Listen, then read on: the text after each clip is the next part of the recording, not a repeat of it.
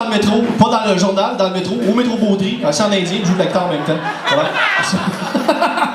Si on sent bien, il reste encore dessus un peu! On est pas fatigué, good, je suis très content. Honnêtement, là, moi je trippe depuis 2-3 mois, c'est plate.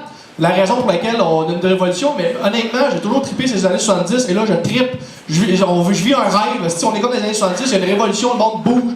J'étais à ça depuis le primaire à la poche, de me laisser un flow, d'être écœurant. Ou juste le milieu me laisser des favoris le long des cuisses, là, hein. Juste. Une fille qui fait ça, on appelle ça le look Wolverine. J'ai abaissé le niveau, j'en montre tranquillement après, inquiétez-vous pas. Non, pour vrai, c'est vraiment capoté, je parle les débats. Moi, ça qui me tue, les débats qui se passent présentement, là, même si t'es pro-house, mettons t'es pro-house, whatever, là, moi, ce que je tripe, c'est qu'il y a du monde qui, au moins, ils ont des arguments, pis c'est cool, il y a des débats, pis c'est cool, pis c'est pas arrivé souvent au Québec. Qu'il y a eu des débats, des échanges, tu sais, pis je trouve ça cool. Mais il y en a qui savent pas jouer le jeu de débattre. Ils sont comme, tu sais, mettons, si t'es pro-house, t'as des arguments avec, je sais pas moi, un graphique avec un rond avec des pointes de table, des pourcentages dessus, puis whatever, parce que, mettons, c'est ça l'argument, c'est correct. Mais si t'es pro-house, puis ton argument, c'est on est sur la sangria! T'es un imbécile. Je t'annonce que tu ne sais pas jouer le jeu du débat. Mettons, toi, à Cranium, quand il vient le temps de faire une brosse à dents avec la pâte à modeler, tu manges la pâte à modeler. Ah! T'es un crétin.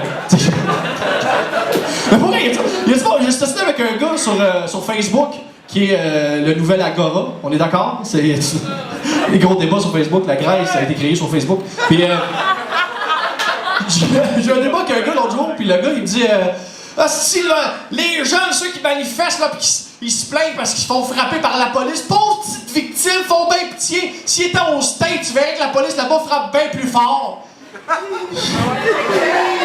Vraiment, d'autres, c'est ça ton argument, la police au States frappait plus fort. Si le gars avait été en avant de moi, j'aurais crissé une gauche, je disais hey, d'autres, je charle pas, ferme ta gueule. Mike Tyson t'aurait fait plus fort, lui. Fait que, voilà, à quel niveau j'ai le droit de te frapper sans que ta dignité embarque? C'est ça le jeu, on va jouer. C'est quoi la joke? En plus, le gars qui était sur Internet, après 15 minutes de débat en levant avec des arguments béton, il m'a dit qu'il est quadraplégique. Comprends-tu la joke? Un quadraplégique qui n'a aucune conscience sociale. C'est comme tout. Si c'était pas de la collectivité, un hamster en dépression viendrait en bout de toi. C'est comme, tu peux pas être de droite. Ouais, le gars, il est pogné en chaise là, les gars. Esti de parasite sale! Gaucher sa merde de Christ! Tartiste! C'est des tartistes! Que voyons, esti d'eau! Tu peux pas... Les gars, moi, juste ça, je trouve ça drôle. Un quadraplégique de droite, ça me tue. Je trouve ça bien. J'ai entendu des affaires pendant les 2 derniers mois, le monde. Moi, ça qui me tue, c'est que les gens comprennent pas que même si t'es pro-house pis t'es contre la grève, t'es pas l'ami de Jean Charest. C'est ça que je trouve con. Je trouve que le monde sont naïfs. Ils pensent que quand Jean Charest va arriver à travailler sur un dossier qui leur concerne, mettons, à leur job, whatever, ils pensent qu'ils vont être chummy avec Jean Charest. Ouais, moi pis Jean Charest, on va jouer au golf. Faut être d'accord avec moi. Non, tu seras pas chummy avec Jean Charest. C'est un trou de cul pour tout le monde. Il a géré comme un sale tous les dossiers du Québec. Il va gérer ton dossier aussi. Quand ça va arriver à toi, ça change de ouais, il a été un grasseur sur tout.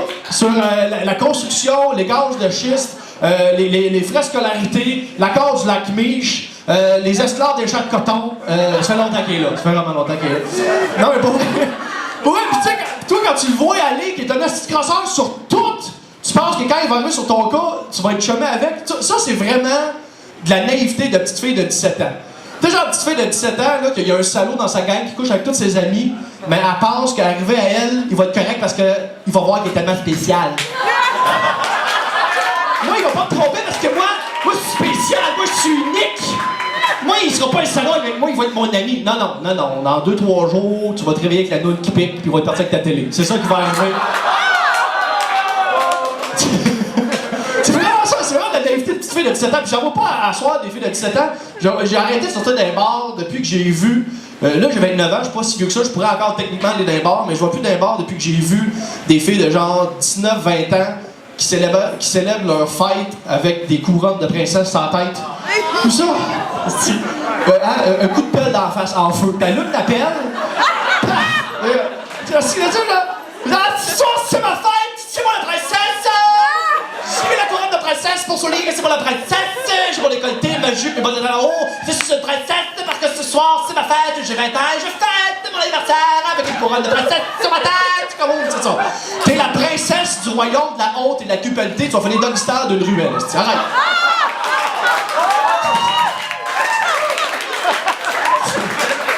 L'affaire, là, c'est que je comprends le raisonnement de ces filles-là. Je sais qu'en dedans, dans leur tête, c'est super brillant. Ils se disent, quand j'avais 5 ans, j'ai toujours rêvé d'être une princesse. Alors ce soir, j'ai 20 ans, j'ai vu mon rêve de princesse. Je sors dans un bar avec une couronne de princesse parce que quand j'avais 5 ans, j'ai rêvé d'être une princesse. Et là, j'ai vu mon rêve de princesse parce que quand j'avais 5 ans, j'avais. Ouais, fuck you, ta gueule, non! Tous les gars ici d'asseoir, quand on avait 5 ans, on a tous rêvé d'être des ninjas. Et pourtant, j'ai jamais vu un gars de 20 ans célébrer sa fête dans un bar avec une cagoule et un katana. T'es un ninja, là! T'es un ninja! Non! On vieillit, tu comprends? On grandit. Ça donne des idées, hein? T'as le goût, hein? Payer des shooters avec des étoiles, c'est mon bout, t'es qui là, on tombe. Mais pour vrai, je suis vraiment pas sûr que tu vas scorer. Si tu sors d'un bar avec une cagoule et un katana, je tue plus le geek, y'a pas de fille, faut que je sois avec toi, le gars qui tripe c'est ninja, non, c'est impossible. Puis en plus, si tu te promènes avec une cagoule, tu vas te faire arrêter dès aujourd'hui. Fait que faut t'arrêter, tu peux.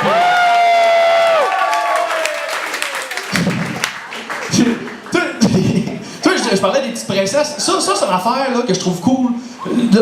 Des filles, des femmes. Aujourd'hui, comme je disais, j'étais un fan des années 70. Je trouve qu'on vit une espèce de révolution des années 70 avec des femmes fortes, des femmes d'opinion.